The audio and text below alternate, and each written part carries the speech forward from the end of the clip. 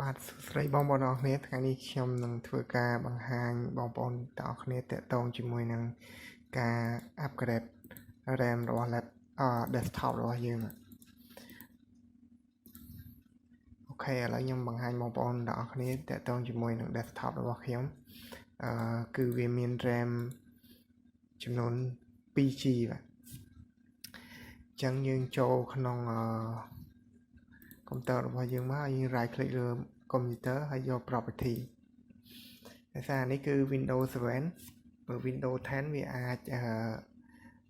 មានពាក្យអីខុសពីហ្នឹងបាទតែអានេះគឺខ្ញុំបង្ហាញក្នុង Windows 7 បាទអញ្ចឹងគឺនេះគឺ RAM របស់កុំព្យូទ័ររបស់ខ្ញុំបច្ចុប្បន្នគឺវា 2GB បាទហើយគឺវាអាចប្រើបានដល់ 1.75 មេហើយតាក់ទងជាមួយ RAM នេះគឺវាមានប្រភេទRAM 3របស់វាគឺមានច្រើនគួរសមដែរឥឡូវដោយសារឥឡូវអាប់ដេតរហូតដល់ DDR4 ហើយសម្រាប់ desktop របស់ខ្ញុំគឺ DDR2 ទេបាទហើយវាមាន 2G អញ្ចឹងយើង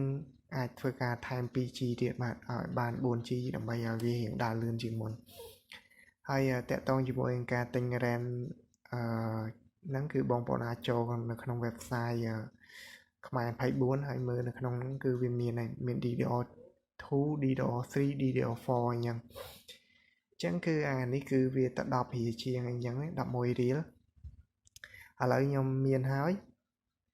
តិចទៀតខ្ញុំធ្វើការបង្ហាញបងប្អូនទាំងអស់គ្នាតាក់ទងជាមួយការបន្ថែម RAM នេះបាទឥឡូវយើងសុំ slash នៅក្នុងលើ desktop របស់យើងហើយយើងទៅមើលសភាពកុំព្យូទ័រខាងក្រៅវិញបាទនេះគឺជា RAM DDR2 ហ្នឹងហើយគឺ Mac វា Adata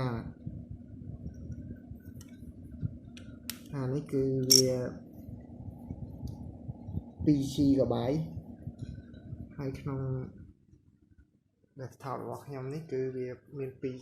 2G ស្រាប់ដែរឥឡូវខ្ញុំបានធ្វើការបិទហើយអញ្ចឹងយើងដកភ្លើងទៅ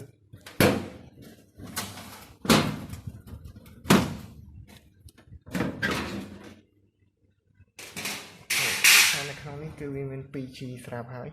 អានេះគឺជា hard disk ហើយកន្លែងនេះគឺ CPU អានេះ power supply អញ្ចឹងកន្លែងនេះគឺនេះថ្ម CMOS គឺយើងអស់ថ្មអីយើងអាចដូរវាបានកន្លែងនេះគឺ VGA របស់យើងហើយអញ្ចឹងឥឡូវខ្ញុំធ្វើការបន្ថែម 2G ទៀតហើយនៅក្នុងនេះវាមាន 2G ស្រាប់ហើយ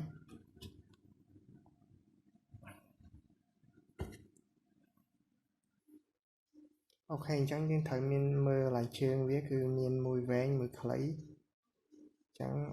នៅក្នុងនេះគឺវាមានវែងខ្លីដូចគ្នាអញ្ចឹងយើងត្រូវធ្វើការនេះយើងត្រូវធ្វើការដាក់វាឲ្យត្រូវទៅតាមកន្លែងណាដែលវែងកន្លែងណាដែលខ្លី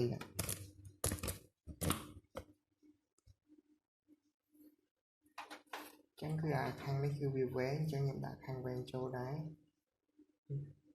នេះអញ្ចឹងខាងនេះវាវែងជាងយើងទៅកាត់ឡើងនេះ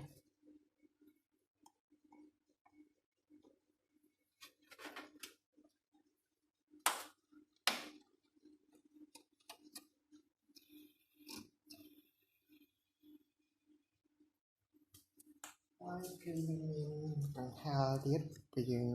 នេះគឺខ្ញុំមានកង្ហារទៀតខ្ញុំចង់ទិញកង្ហារថែមដាក់ 3 4 ទៀតដើម្បីឲ្យវាកុំឲ្យវាក្តៅព្រោះតិចទៀតយើងធ្វើការលេងហ្គេម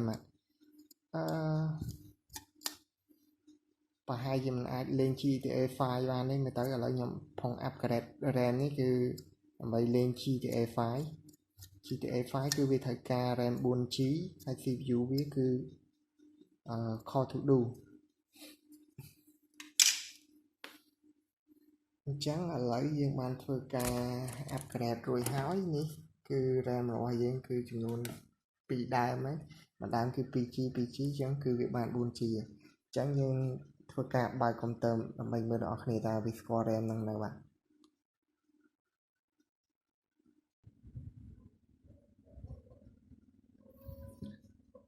បាទសួស្តីបងប្អូនអរគ្នាម្ដងទៀតបាទគឺឥឡូវយើងបានធ្វើការ upgrade រួចហើយឥឡូវខ្ញុំធ្វើការបើកកុំព្យូទ័រមកហើយ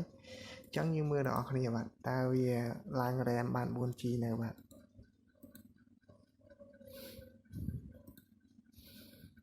អូខេបាទនេះគឺRAM បានយើងបានធ្វើការ upgrade បានតម្លៃហើយគឺ 4G ហើយ CPU អីគឺនៅដែរអញ្ចឹងគឺយើងបានធ្វើការ upgrade ហើយគឺកុំព្យូទ័ររបស់យើងគឺវាមានអារម្មណ៍ថាវារៀងលឿនជាងមុនដែរបាទអញ្ចឹងបើ 4G ហើយវាត្រូវជាមួយនឹង GTA 5របស់យើងគឺតម្រូវការ 4G ប៉ុន្តែវាមិនដឹងថា CPU នេះគឺយើងអាចរត់វាបានអត់ហើយផែយើងនៅខ្វះ VGA មួយទៀតបាទ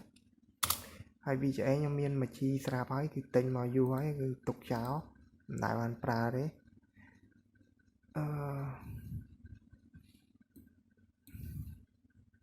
អូខេអានេះដូចជា